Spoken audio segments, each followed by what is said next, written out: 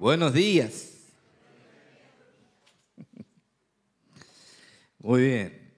Mientras se encuentran en el PowerPoint, vamos a continuar en esta mañana con algo que dejamos pendiente, que es los argumentos a favor de la postura que enseña que la Iglesia no va a pasar por la gran tribulación que se avecina sobre este mundo.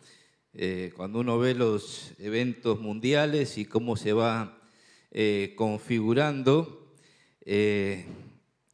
nos hace pensar que el tiempo del juicio de Dios se está acercando con pasos acelerados y es bueno que nosotros preparemos nuestros corazones para la venida del Señor, como dice Tito 2:13, que estemos aguardando, que estemos esperando esa esperanza bienaventurada que es la manifestación gloriosa de nuestro gran Dios y Salvador Jesucristo.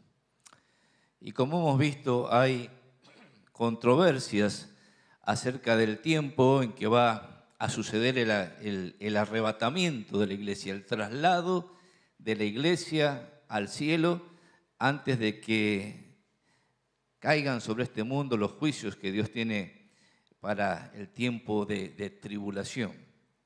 Entonces, hemos visto que algunos teólogos creen que la iglesia va a pasar por la tribulación, otros que va a ser arrebatada a la mitad de ese tiempo de 7 años de tribulación.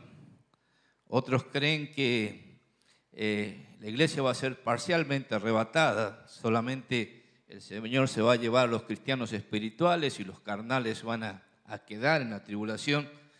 Hemos ido viendo esas distintas posturas y refutándolas a la luz de la palabra de Dios, pero lo que queremos hacer hincapié es en los argumentos que nos enseñan que la iglesia no va a pasar la tribulación. Y digo argumentos porque no hay un texto preciso que diga que la iglesia no va a pasar por la tribulación, sino que hay que armar todos los acontecimientos y toda la revelación escrituraria para inferir que la iglesia no va a estar en el mundo cuando suceda la tribulación.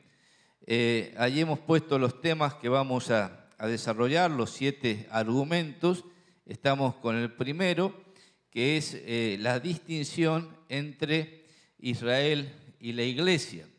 Hemos dicho que hay 2 posturas teológicas con respecto a esto. Una es que Israel y la iglesia son lo mismo.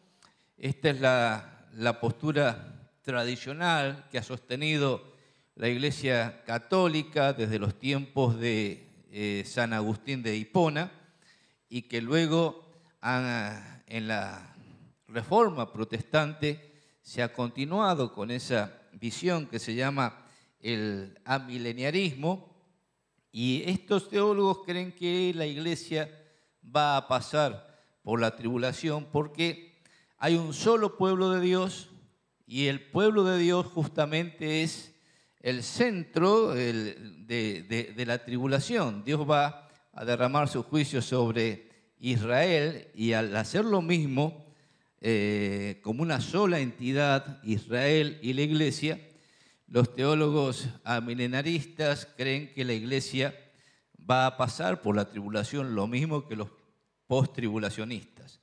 Pero hemos hablado ya de esto y hemos dicho que Israel y la iglesia no son lo mismo.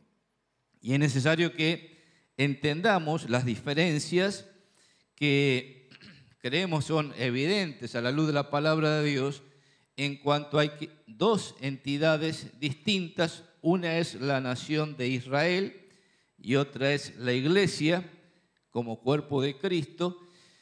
Si no hacemos esta distinción, no vamos a entender por qué la iglesia no pasa por el tiempo de la tribulación. De esto también hemos hablado y en esta mañana quiero detenerme entonces en esas distinciones o diferencias entre Israel y la iglesia. Allí hemos puesto varias de estas distinciones, son muchas más. Si uno consulta los libros de teólogos dispensacionalistas como Schaeffer, como Pentecost, como Ryrie, va a ver que ellos mencionan por lo menos 25 diferencias allí entre Israel y la iglesia, pero aquí vamos a mencionar solamente algunas. Algunas de estas distinciones son internas, otras son externas y visibles. La primera distinción que hemos puesto allí es en cuanto al origen de Israel y el origen de la iglesia. Fíjese que Israel se origina en Abraham y la iglesia se origina en Cristo.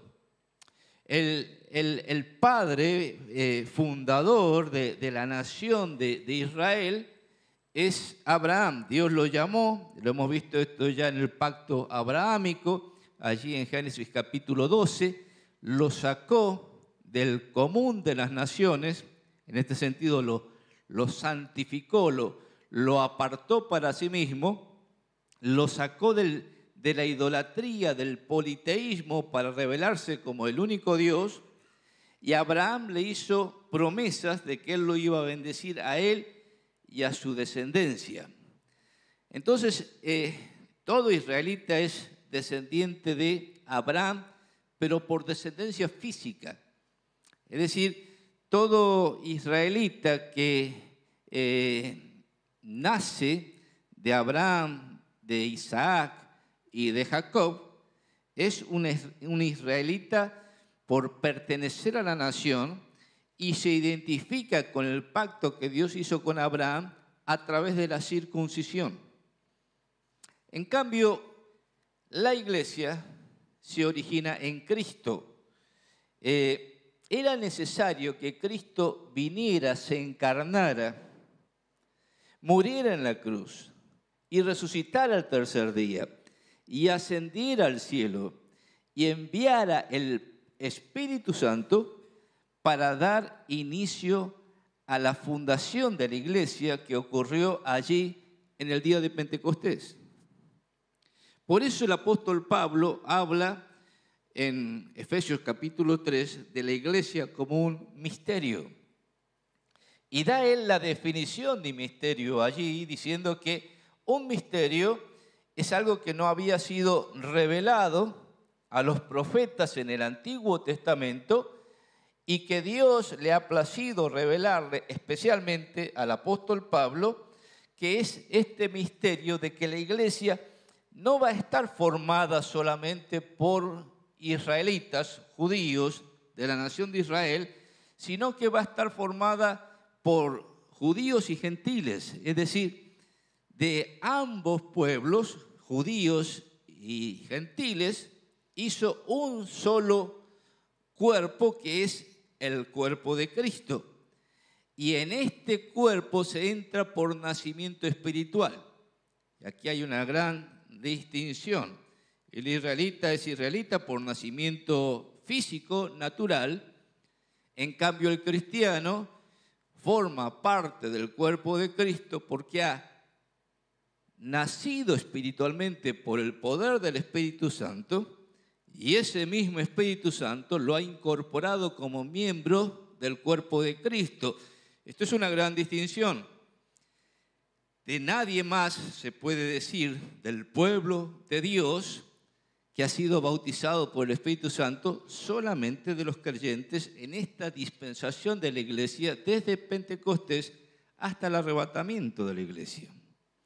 Así que cuando uno se plantea ciertas dudas en cuanto a la continuidad o discontinuidad o la unidad del pueblo de Dios, tienen que decir que el pueblo de Dios es uno solo. Realmente Dios tiene un solo pueblo, pero dentro de ese pueblo hay distintas entidades.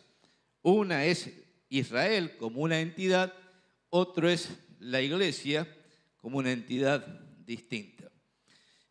Luego hay una diferencia entre la circuncisión de la carne y la circuncisión del corazón. En Israel, el israelita, para pertenecer al pacto, tenía que ser circuncidado físicamente. Es decir, había allí una circuncisión en el cuerpo de carne. En cambio, el cristiano tiene una circuncisión de corazón, es decir, una circuncisión espiritual. Esto daría lugar para mucha tela para cortar aquí. En realidad, cada uno de estos puntos puede ser un tema de mensaje, de estudio, y no vamos a profundizar en cada uno de ellos, simplemente mencionarlos rápidamente. Pero cuando el apóstol Pablo habla de la circuncisión del corazón, a veces lo relaciona con el bautismo. Esto ha dado lugar que algunas iglesias, tanto católicas como protestantes, bauticen a los niños diciendo que es necesario quitar el pecado original y que el bautismo quita el pecado original porque el bautismo cristiano reemplaza a la circuncisión del Antiguo Testamento, la circuncisión de la carne. Claro, eso es algo con lo que no estamos de acuerdo, porque nosotros creemos que una persona que se bautiza es una persona que deliberada y conscientemente, voluntariamente está manifestando su fe en Cristo. Es decir, uno no es cristiano por herencia, uno no es cristiano porque los padres son cristianos y uno hereda la fe de los padres, sino que uno es cristiano porque tiene fe propia. Y esa fe personal propia se manifiesta a través del acto del bautismo. Entonces, cuando Pablo está hablando o haciendo una comparación de la circuncisión del corazón con el bautismo, no está hablando del bautismo en agua, sino del bautismo en el Espíritu. Es decir, por el bautismo en el Espíritu Santo o por el Espíritu Santo, nosotros somos incorporados como miembros del cuerpo de Cristo. Esta es otra de las distinciones importantes. En tercer lugar, hay una promesa para Israel que es la herencia terrenal y hay una promesa distinta para la iglesia que es una herencia celestial. Cuando nosotros estudiamos los pactos bíblicos, vimos que Dios le prometió a Abraham una herencia terrenal, es decir, le prometió lo que se denomina la tierra prometida, una extensión allí en Medio Oriente que va desde el norte del Mar Negro hasta el sur, el Mar Rojo, y desde Mesopotamia hasta el Mar Mediterráneo. Toda una enorme extensión de tierra que Dios le ha prometido como herencia a Abraham y su descendencia. Esto espera su cumplimiento en el futuro. Nunca el pueblo de Israel ha tenido esta extensión de tierra como propiedad, pero Dios se lo ha prometido a ellos. En cambio, a la iglesia, Dios no le ha hecho ninguna promesa terrenal o de posesión terrenal, sino que le ha hecho promesas que son celestiales. Nuestra ciudadanía está en los cielos, de donde esperamos también al Salvador. Los cristianos tenemos una doble ciudadanía. Somos ciudadanos de la tierra, pero la tierra es un lugar de transición. Dice el apóstol Pablo, el apóstol Pedro, somos extranjeros y peregrinos. Estamos de paso por esta tierra. Somos peregrinos, no tenemos la tierra como un lugar de residencia permanente, sino que esperamos la ciudad por venir, como esperaba Abraham, una patria celestial. Por lo tanto, las promesas a Israel son distintas a las promesas que Dios le ha hecho a la iglesia. Después, en cuanto a la forma de gobierno, aquí hay una serie de distinciones que son externas y visibles, porque uno puede ver que el gobierno en Israel era una forma monárquica, una monarquía davídica. Israel tenía sacerdotes, era una entidad nacional, tenía culto en un lugar centralizado en el templo y tenía sacrificios de animales. Esto es absolutamente externo, absolutamente visible. Pero en la iglesia, en lugar de reyes, tenemos apóstoles. En lugar de sacerdotes, tenemos pastores. En lugar de ser una entidad nacional, es el cuerpo de Cristo. En lugar de tener culto en un templo centralizado, tenemos un culto descentralizado y en vez de sacrificio de animales, tenemos la cena del Señor.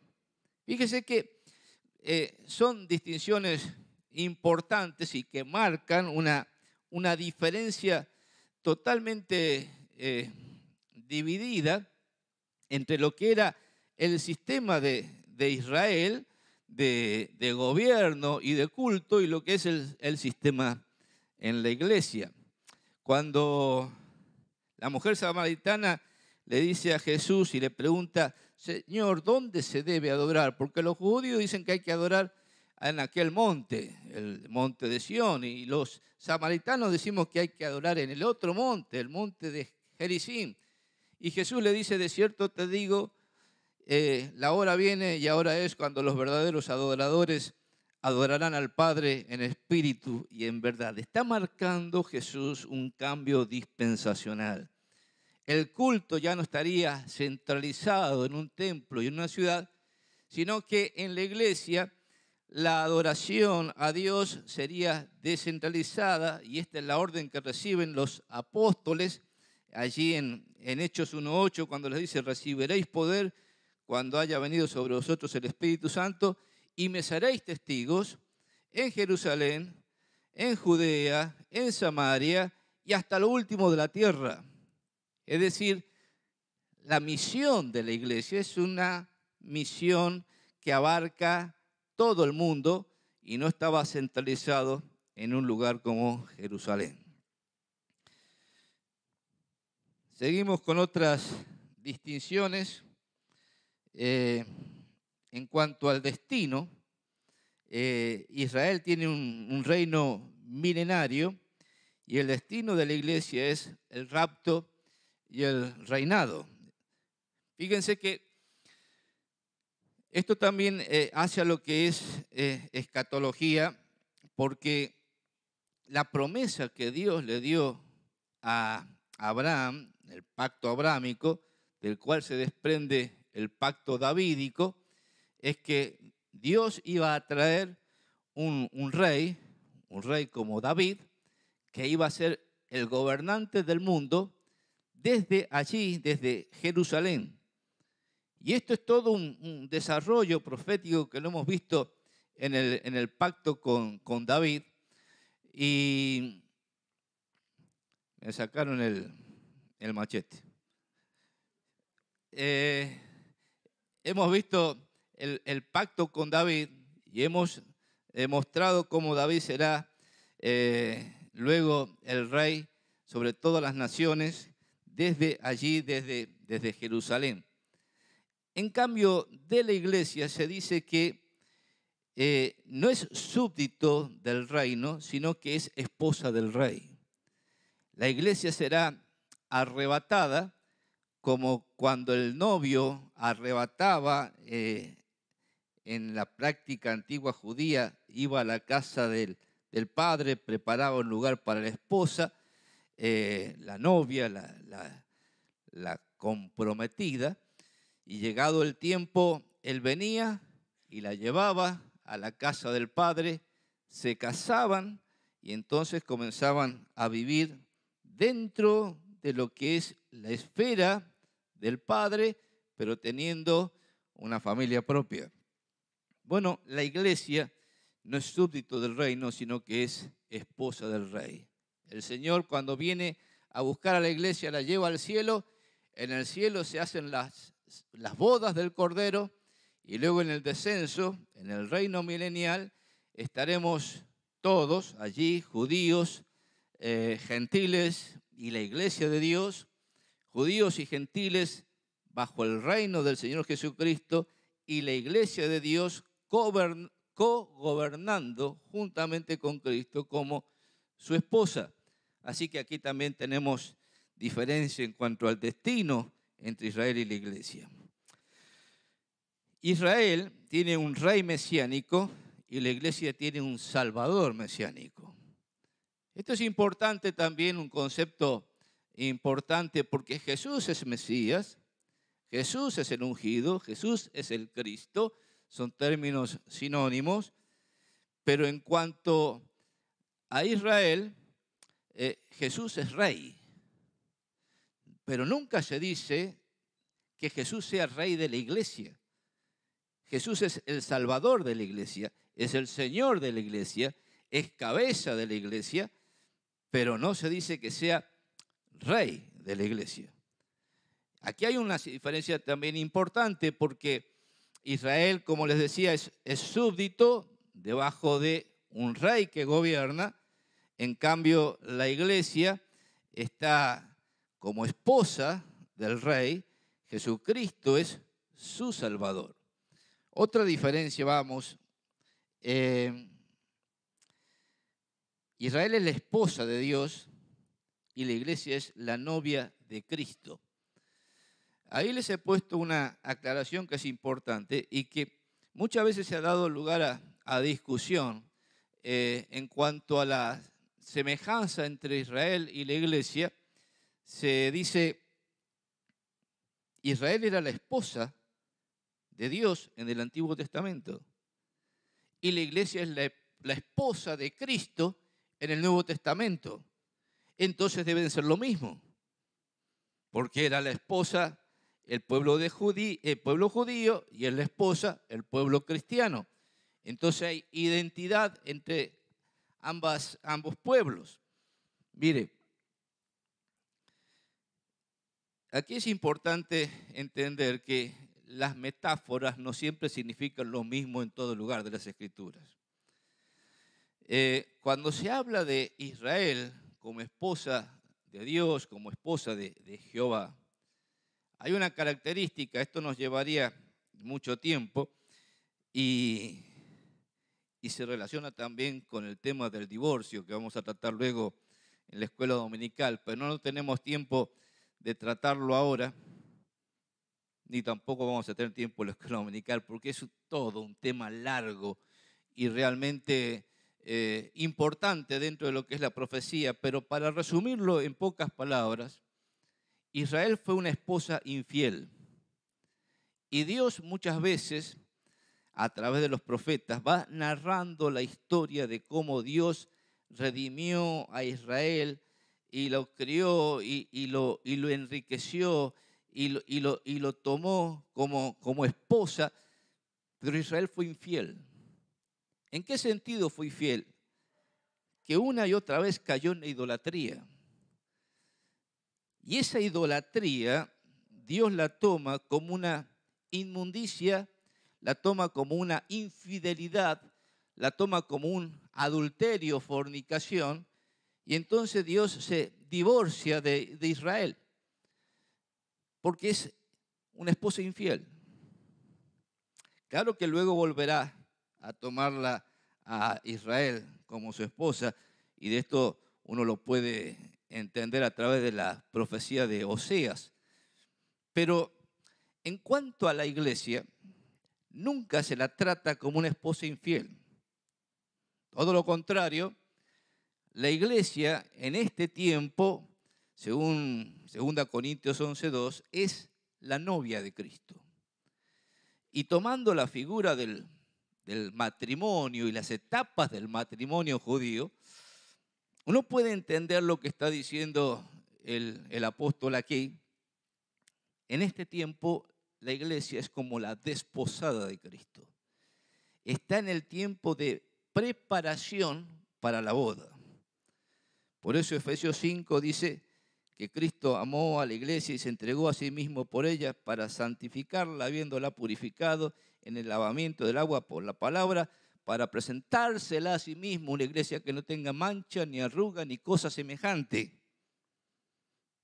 Está diciendo el apóstol Pablo, en este tiempo Cristo está preparando a la iglesia como su novia para un día venir a buscarla y presentársela a sí mismo totalmente santificada. Entonces estamos en ese tiempo de esponsales, según la costumbre judía. Y llegará el tiempo donde Cristo va a cumplir su promesa que hizo en Juan capítulo 14, vendré otra vez y os tomaré a mí mismo para que donde yo estoy, en la casa del Padre, donde Él ha ido a preparar morada para nosotros, vosotros también estéis. Y es en la casa del Padre que se celebran las bodas del Cordero y se perfecciona esa relación matrimonial. Pero como ven, es totalmente distinto. Hay una distinción aquí entre Israel como una esposa infiel y la iglesia como novia de Cristo.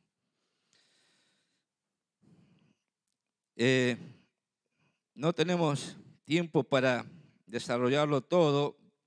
Ahí quedan algunos puntos de distinción también.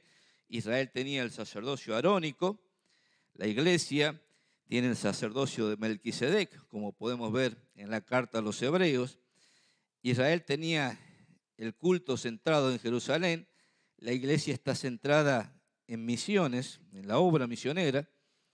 Israel era un remanente creyente, la iglesia es una minoría espiritual. Israel guardaba el sábado, la iglesia celebra el Día del Señor. Israel tenía las fiestas y guardaba las fiestas, en cambio la iglesia es el cumplimiento de las fiestas. Israel en la eternidad, en la Nueva Jerusalén, será las puertas, y la iglesia en la eternidad, en la Nueva Jerusalén, será el cimiento o el fundamento. Termino con